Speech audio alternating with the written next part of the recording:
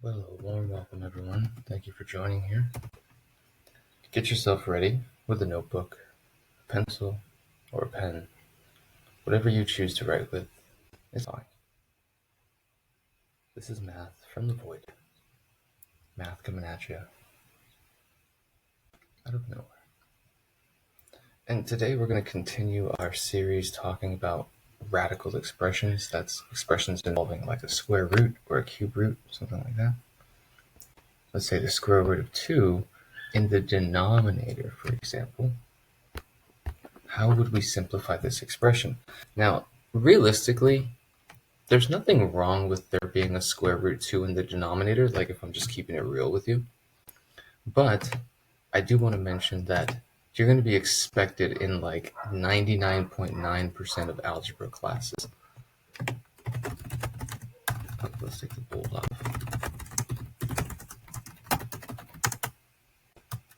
You'll usually be expected to fix fractions which look like this. The denominator is not rational. So they'll say something like rationalize or rationalize the denominator, because for some reason we don't want square roots in the denominator. Now, is it like, are we breaking a rule of mathematics by putting a square root in the denominator? Absolutely not. You might know that fractions only have one rule: cannot divide by 0. That's pretty much the only rule you have to follow. Pretty simple rule. So square root of 2, which is not 0, definitely doesn't break that rule. However, for whatever reason, I think it's just because it's an opportunity to practice working with square root expressions. They want you to sort of fix this. Now, how do we fix this? Well, we want to get rid of the square root in the denominator, right? We mentioned that. So one way that we can do it is we can multiply the bottom by another identical square root of 2.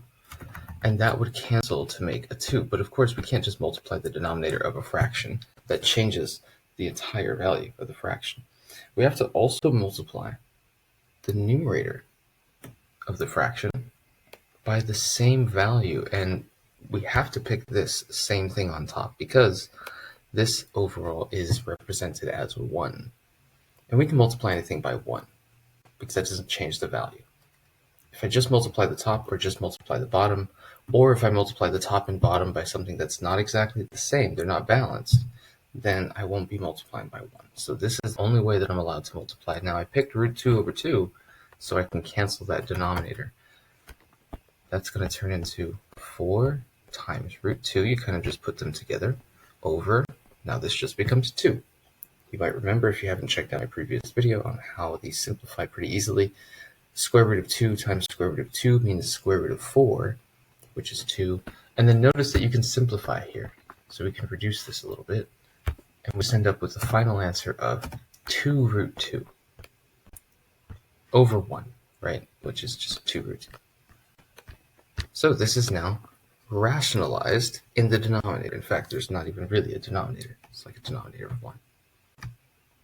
Okay, not so bad. Now the trick here, what we really did here was multiplying by the same value on top and bottom. You'll notice that what we multiply by is going to depend on what we need to break out of a square root in the denominator. So let's look at another example here. I think in a previous video I mentioned like 5 over square root of 15. So what would I need to multiply by? Well, I need to break this root. And of course, you're encouraged to simplify the square root expression first. Then you might have less that's remaining inside of the square root. We'll see an example like that later. But for now, we're going to have to multiply by the whole enchilada, square root of 15, the whole thing there. And since we're doing this on the bottom, we have to balance it on the top by also multiplying square root of 15. Now, what does this leave us? 5 root 15 is how you would say that. You could say 5 square root of 15 or 5 times the square root of 15, but lazy mathematicians would just quickly say 5 root 15 over 15. And again, we have some simplification that we can do. So this is going to turn into a 3. And so we have root 15 over 3. There we have it. Pretty nice, yeah?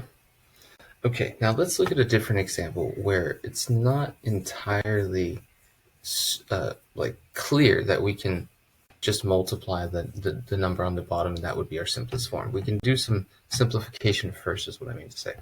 So if we look at something like 7 over the square root of 98, that looks like, dang, do I really have to, multiply root 98 on root 98? And the answer is, you could, if you'd like to. That will get you the right answer. I mean, we just did that, right? Like 2 times in a row. But there's an easier way to do this, a simpler form, which you would see eventually, but I encourage making numbers smaller whenever you can before you make them bigger. So this would be 7 over, if we break this up, this is 2 times 49, which means square root of 98 is simply just 7 square root 2. Okay, so now we can easily simplify that, and then we can simply multiply by root 2 over root 2. That's pretty easy to do. So we have 1 times root 2 over 1 times 2, which is just square root of 2 over 2, or root 2 over 2, as we say a lot. You'll be saying that a lot in trigonometry, that's for sure. Okay, so this is generally how we want to work with these expressions in order to sort of fix them. But now the question becomes, how would we rationalize something like this? 4 over 5 plus square root of 3. How would we fix it so that the denominator does not have the square root of 3 or any kind of radical in it at all? We want only integers in the denominator, whole numbers in the denominator. We're rationalizing it. How would you do that? Well, you could take a guess and say maybe we multiply by root 3 over root 3. That's what we've been doing. If it ain't broke, don't fix it. The problem is this isn't thorough enough, because when I do that multiplication on the top, it's very simple. It's just 4 root 3. But in the bottom, I'm sort of creating a radical piece and then I'm eliminating a radical piece at the same time. So it doesn't really solve the problem of having a radical in the denominator. It just moves it to the other term, right?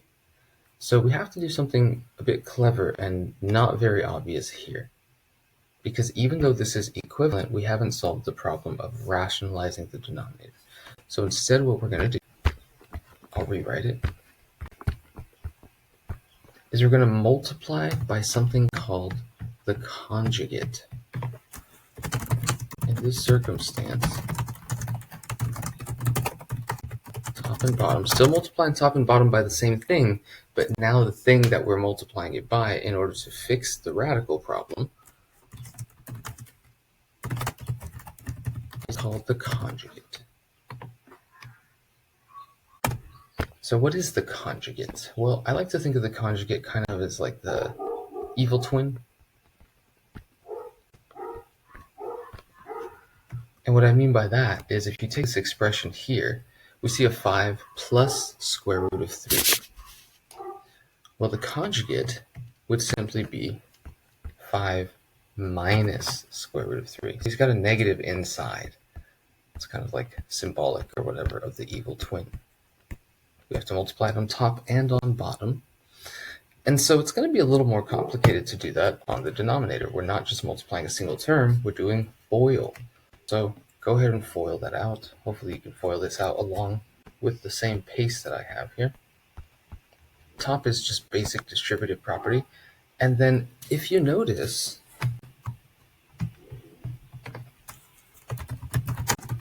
that multiplying an expression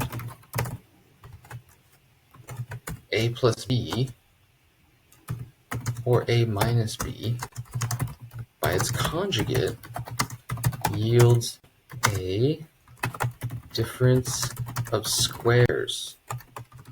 And that's really the key to why it fixes the radical situation. Because if I multiply a plus b times a minus b, or a minus b times a plus b, order doesn't really matter with multiplication, I'm going to end up with a squared minus b squared, right? That's how it goes. But what is my a and what is my b? Well, my a is taking place of the 5, and my b is taking place of the square root of 3. So the fact that I have to square the a and I have to square the b kind of guarantees for me that I'm going to have no radicals, no more square roots, because the a is getting squared and the b is getting squared. So if either one of those things had a square root in it, once it gets squared, that problem would be solved and there would no longer be a square root. So let's plug that in carefully. We're going to have 20 minus 4 rad 3 on top, 5 squared, that's your a squared, so 25, minus square root of 3 squared, so that's just 3. And this is going to begin to simplify very intuitively from here. That becomes 22. We can divide everything by a 2. And sometimes what you'll see is that they split the pieces up. Sometimes you'll see it like 10 over 11 minus 2 rad 3 over 11. Just be on the lookout for that and understand that it's the exact same thing. You won't always see that, but it does happen occasionally in textbooks or like in the answer key or something, and I don't want you to think that you did it wrong. These are equivalent. Okay, so I'm going to give you one to try. Go ahead and pause the video and take a moment to see how you do. Let's see, this is going to be root 12 plus, let's change this a little bit. We'll make this negative 6 over root 12 plus 4. I would like you to simplify that. And then you're going to see a question asked about this. It'll either say simplify or it'll say rationalize the denominator. Sometimes it'll just say rationalize. That's how you should expect to see this kind of a question phrased. It'll just have the expression there. You'll have to notice, oh, there's a radical in the denominator. Teachers don't like that. Not until you get to calculus, they're totally fine with it. For Algebra 2 and pre-calculus purposes, can't have that. So we have to multiply by the conjugate. But what you should do first is try this. I'm not going to just walk through it without you trying it first. Pause the video if you need to, then you can come back and see how it's done once you've given it a shot for yourself. I'm going to mention that what we should do before we multiply by the conjugate is we should simplify the denominator, because square root of 12, if you're clever about how you break it up, it's square root of 4 times square root of 3, which just means 2 times the square root of 3 plus 4. But that means that I can factor out a GCF of 2. And now I have a simpler expression to work with. Negative 3 over square root of 3 plus 2. These numbers are a little smaller, so it's just nicer to work with.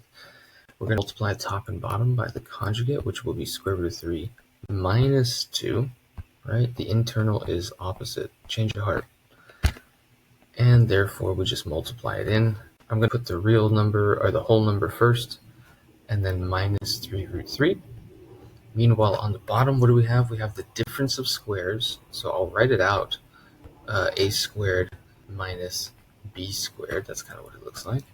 So these do not combine because one has a radical. They're not compatible terms. And on the bottom, we will have 3 minus 4, which is a negative 1. So this is going to turn into 6 minus 3 rad 3 over negative 1, which just flips things to be opposite sign. There you have it. Okay, so when you get a situation with a radical, specifically a square root in the denominator, it's pretty easy to fix it. You just have to multiply by the same thing on top and bottom of the fraction, and depending on how complicated the denominator is, you may have to multiply by conjugate rather than just a square root number on top and bottom. Okay. I also do want to emphasize again that this is mostly a skills building thing that's required for Algebra 2 and Precalculus classes. For some reason, teachers really gripe about having radicals in the denominator. Even certain online programs, they will not accept answers with radicals in the denominator. They will want you to rationalize your answer before it marks it as correct. Now, even if you plug it into the calculator and get the same value, that's great.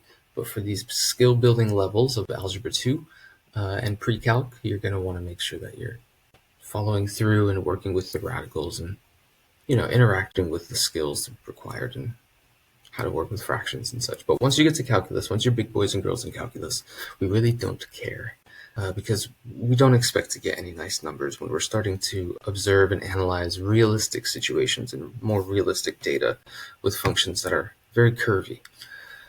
Well, I think that's enough blab out of me. I hope you learned something from this entire series on radical expressions.